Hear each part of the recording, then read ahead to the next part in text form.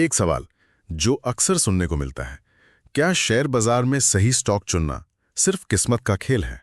या फिर ये सोचने का एक तरीका है? हाँ, एक ऐसा तरीका जिसे सीखा जा सकता है और जो शायद एक औसत निवेशक को असाधारण बना सकता है। और ये सवाल सिर्फ नए निवेशकों के मन में नहीं आता, सालों से बाजार में रहने वालों को भी ये परेशान करता है। बिल्कुल। तो आज हम जिन स्रोतों की पड़ताल कर रहे हैं वे इसी सवाल के बिल्कुल दिल में उतरते हैं। हाँ, आज की हमारी चर्चा बसंत माहेश्वरी की किताब द थॉटफुल इन्वेस्टर पर आधारित है। और इस किताब की सबसे दिलचस्प बात मुझे लगता है लेखक की अपनी कहानी है। बसंत माहेश्वरी वो किसी बड़े बिजनेस घराने से नहीं आते। नहीं नहीं, बिल्कुल नहीं। एक साधारण मध्यम वर्गीय परिवार से थे, लेकिन उन्होंने अपनी सोच की शक्ति से एक तरह से शेयर बाजार को डिकोड किया। हाँ, उन्होंने इसे नंबरों के खेल से ज्यादा मानसिकता का खेल माना और आज हम उसी मानसिकता को समझने की कोशिश करेंगे। बिल्कुल। हमारी स्रोत भी यही कहते हैं कि ये किताब कोई हॉट टिप्स देने के लिए नहीं है। इसका जो मूल सिद्धांत है वो ये है कि बाजार में लंबे अवधि की सफलता सिर्फ दो स्तंभों पर टिकी है, ग्रोथ और साइकोलॉजी। एग्जैक्टली। मतलब तेजी से बढ़ने वाली सही कंपनियों को पहचानना और फिर उन पर टिके रहने के लिए जरूरी मानसिक अनुशासन विकसित करना। सुनने में आसान लगता है, पर असल में यही सबसे मुश्किल काम है ना? हाँ। चलिए तो फिर इसी मुश्किल काम को थोड़ा खोलते हैं। किताब का पहला और शायद सबसे विवादास्पद आइडिया है कॉन्सेंट्रेटेड बेट्स, यानी कुछ चुनिंदा शेयरों पर बड़ा दाव लगाना। हाँ, माहेश्वरी का एक मशहूर उदाहरण भी है, too much diversification kills returns. मतलब बहुत ज्यादा फैलाव आपके रिटर्न को खत्म कर देता है। और ये सुनते ही ज्यादातर लोगों के कान खड़े हो जाते हैं। हाँ, क्योंकि हमें तो बचपन से सिखाया गया है कि don't put all your eggs in one basket, मतलब अपने सारे अंडे एक टोकरी में मत रखो। सही कहा। डाइवर्सिफिकेशन को तो सुरक्षा का पर्याय माना जाता है और ये सलाह तो उसके बिल्कुल उल्टी है। इसमें तो जबरदस्त जोखिम दिखता है। वही तो, अगर कोई अपना सारा पैसा सिर्फ 3 या 4 कंपनियों में लगा दे और उनमें से एक भी डूब जाए तो पोर्टफोलियो को बहुत बड़ा नुकसान हो सकता है। तो माहेश्वरी इस इतने बड़े जोखिम को सही कैसे ठहराते हैं? आप बिल्कुल सही पॉइंट उठा रहे हैं और यहीं पर इस किताब का सबसे दमदार लेकिन समझने में मुश्किल हिस्सा आता है। अच्छा। देखिए, माहेश्वरी का तर्क ये नहीं है कि आप आंख बंद करके कोई भी 3 कंपनियां चुन लो। उनका पूरा जोर उस पहचानने की स्किल पर है। वो कहते हैं कि औसत रिटर्न के लिए औसत तरीके हैं, जैसे 50 कंपनियों में थोड़ा थोड़ा पैसा लगाना। ठीक है। लेकिन अगर आपको असाधारण रिटर्न चाहिए तो आपको जोखिम को मैनेज करना सीखना होगा, उससे भागने नहीं। और जोखिम मैनेज करने का उनका तरीका है गहराई से रिसर्च करना। तो ये पहचानने की स्किल है क्या? क्या स्रोत इस पर कोई ठोस फ्रेमवर्क देते हैं? वरना अच्छी कंपनी ढूंढो, ये तो बहुत ही अस्पष्ट सलाह लगती। हाँ, यही पर बात दिलचस्प हो जाती है। स्रोत बताते हैं कि किताब उन बिजनेस की 3 मुख्य विशेषताओं पर जोर देती है, ओके। जिन्हें एक फिल्टर की तरह इस्तेमाल किया जा सकता है। पहली, वो कंपनियां तेजी से बढ़ने वाली होनी चाहिए, फास्ट ग्रोइंग। मतलब ऐसी इंडस्ट्री में हो जहां ग्रोथ की बहुत गुंजाइश हो। सही। दूसरी, वो स्केलेबल हो। ये एक बहुत जरूरी शब्द है। स्केलेबल, इसका मतलब क्या हुआ? इसका मतलब है कि बिजनेस अपनी बिक्री और मुनाफा लागत में मामूली बढ़ोतरी के साथ कई गुना बढ़ा सके। जैसे कोई सॉफ्टवेयर कंपनी? बिल्कुल। एक सॉफ्टवेयर कंपनी आसानी से स्केलेबल है, लेकिन एक हाथ से कालीन बनाने वाली कंपनी वो नहीं है। समझ गया। और तीसरी विशेषता? तीसरी और शायद सबसे जरूरी, वो अपने क्षेत्र में एक तरह की मोनोपोली बनाने की क्षमता रखती हो। मोनोपोली मतलब सरकारी लाइसेंस वाली मोनोपोली? नहीं नहीं, इसका मतलब है एक ऐसा बिजनेस मोट या खाई बनाना जिसे पार करना प्रतियोगियों के लिए लगभग नामुमकिन हो। अच्छा, जैसे एक मजबूत ब्रांड या टेक्नोलॉजी? हाँ, या नेटवर्क इफेक्ट। जब ये तीनों चीजें, तेज ग्रोथ, स्केलेबिलिटी और मोनोपोली, एक साथ मिलती हैं, तब एक असाधारण निवेश का अवसर बनता है। स्रोत में एक और बहुत आकर्षक दावा है कि सही तरीके से चुने गए सिर्फ 2-3 स्टॉक किसी की जिंदगी बदल सकते हैं। ये सुनने में थोड़ा लॉटरी के टिकट जैसा लगता है। क्या ये सच में मुमकिन है? इसका गणित कैसे काम करता है? ये लॉटरी बिल्कुल नहीं है। ये है धैर्य और कंपाउंडिंग का गणित। समझाइए जरा। सोचिए, अगर आपने एक ऐसी कंपनी में 1 लाख रुपए लगाए जो इन तीनों पैमानों पर खरी उतरती है, बिल्कुल, और अगले 15 सालों में वो कंपनी 100 गुना बढ़ जाती है, जो कि असाधारण है लेकिन नामुमकिन नहीं। हाँ, तो आपका 1 लाख 1 करोड़ बन जाता है। वाह, अब अगर आपने ये 1 लाख रुपए 20 अलग-अलग औसत कंपनियों में लगाए होते तो शायद आपका कुल रिटर्न 5-7 गुना होता। तो डाइवर्सिफिकेशन आपको बचाएगा। लेकिन कंसंट्रेशन ही आपको दौलत बनाकर दे सकता है। हम्म, लेकिन फिर वही बात, ये तभी काम करेगा जब आपकी पहचान सही हो। ठीक है, तो ये पहचानने की स्किल ही सब कुछ है, और ये हमें सीधे दूसरे बड़े आइडिया पर ले जाती है। बिजनेस को मालिक की नजर से समझो।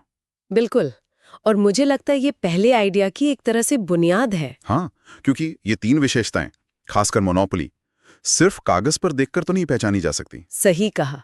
कोई भी कंपनी अपनी एनुअल रिपोर्ट में तो खुद को महान ही बताएगी। तो फिर किताब इसी पारंपरिक सोच को चुनौती देती है कि सिर्फ नंबर और डेटा देखकर निवेश किया जा सकता है। स्रोत बताते हैं कि एक थॉटफुल इन्वेस्टर को एक जासूस की तरह सोचना पड़ता है। जासूस की तरह। हाँ, उसे वो सवाल पूछने पड़ते हैं जो बैलेंस शीट में नहीं मिलते, जैसे कंपनी का मालिक या प्रमोटर कैसे सोचता है, या वो सच में एक विरासत बनाना चाहता है। ये बातें तो बड़ी सब्जेक्टिव हैं। तो ये ऑब्जर्विंग स्किल या मालिक की तरह सोचने का तरीका, ये विकसित कैसे किया जाए? क्या हमें कंपनी के चक्कर लगाने होंगे या मैनेजमेंट से मिलना होगा? ये एक आम निवेशक के लिए तो संभव नहीं है। ये बहुत ही व्यावहारिक सवाल है, और किताब ये नहीं कहती कि आपको सीधे सीईओ से मिलना है। अच्छा, ये स्किल विकसित करने के तरीके हैं जो हर कोई अपना सकता है। पहला, मैनेजमेंट के इंटरव्यूज और कॉन्फ्रेंस कॉल्स को सिर्फ सुने नहीं, बल्कि उनके शब्दों के पीछे का इरादा समझने की कोशिश करें। एग्जैक्टली क्या वे मुश्किल सवालों के सीधे जवाब देते हैं या उन्हें घुमाते हैं।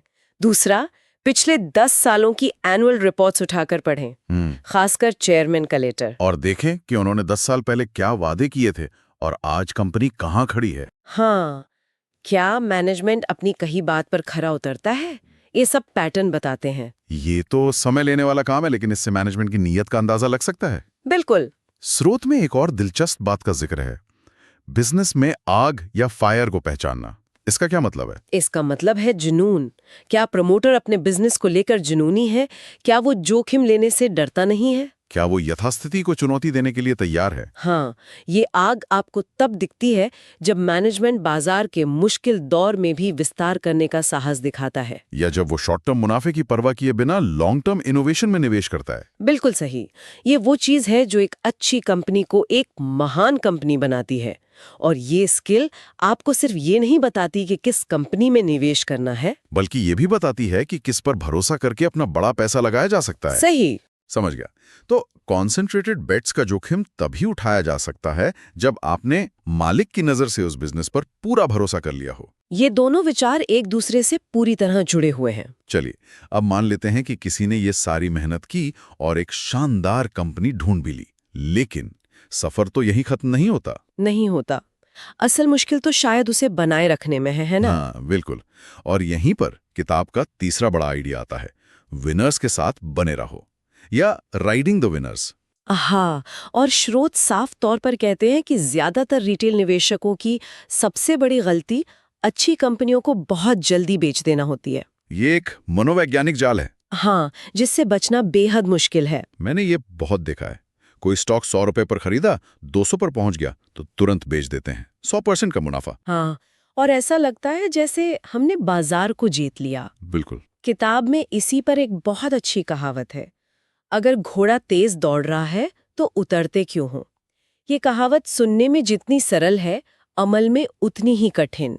क्यों? इसके पीछे का मनोविज्ञान क्या है? देखिए, जैसे ही हमें थोड़ा मुनाफा दिखता है, हमारे दिमाग में लॉस अवर्जन हावी हो जाता है। मतलब कमाए हुए मुनाफे को खोने का डर। हाँ, और वो पैसा गंवाने के डर से भी ज्यादा होता है।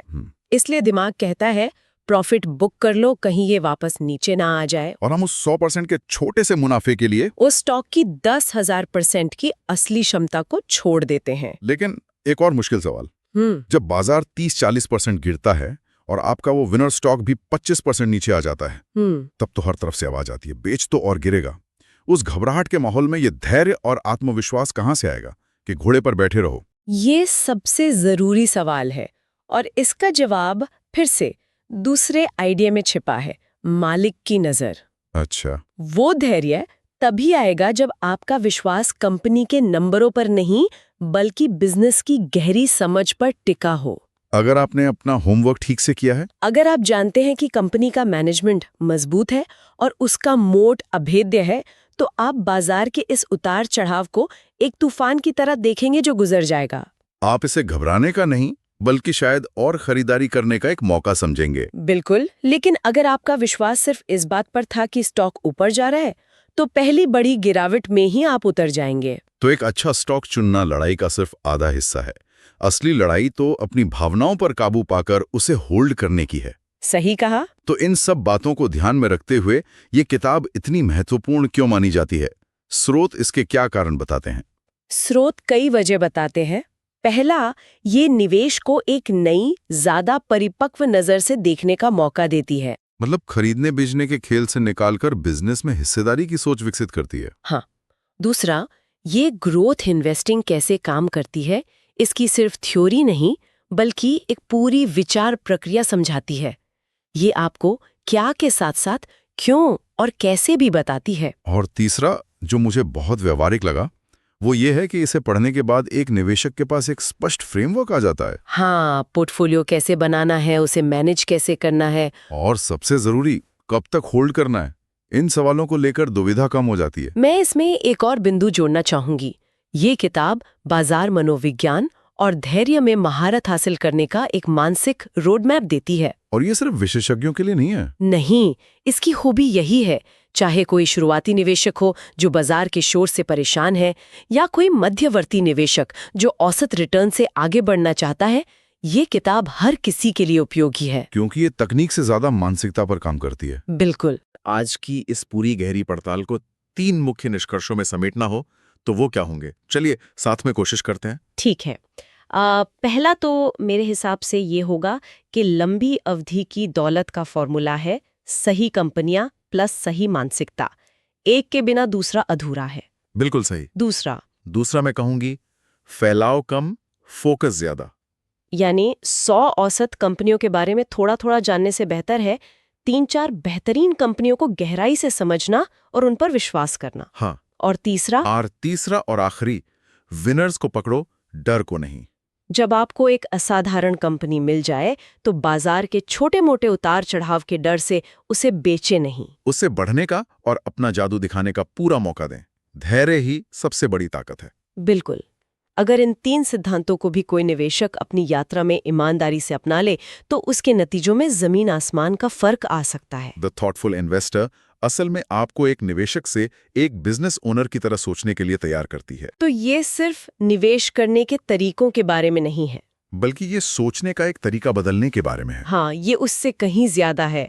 अगर हम आज की चर्चा का सार निकालें तो ये किताब एक विशेष प्रकार की निर्णय लेने की मानसिकता विकसित करने के बारे में है। ये आपको सिखाती है कि शोर से सिग्नल को कैसे अलग किया जाए, भीड़ के खिलाफ कैसे खड़ा हुआ जाए और आत्मविश्वास के साथ बड़े और केंद्रित फैसले कैसे लिए जाएं। और इसी विचार के साथ मैं श्रोताओं के लिए एक अंतिम सवाल छोड़ना चाहूंगा जिस पर वो सोच सकते हैं। यह मालिक की तरह सोचने और विनर्स को पहचानने की मानसिकता जिसे बसंत माहेश्वरी ने निवेश के लिए बताया है, क्या उसे जीवन के अन्य क्षेत्रों जैसे अपने करियर, बिजनेस या व्यक्तिगत परियोजनाओं में भी लागू किया जा सकता है? और अगर हाँ, तो कैसे?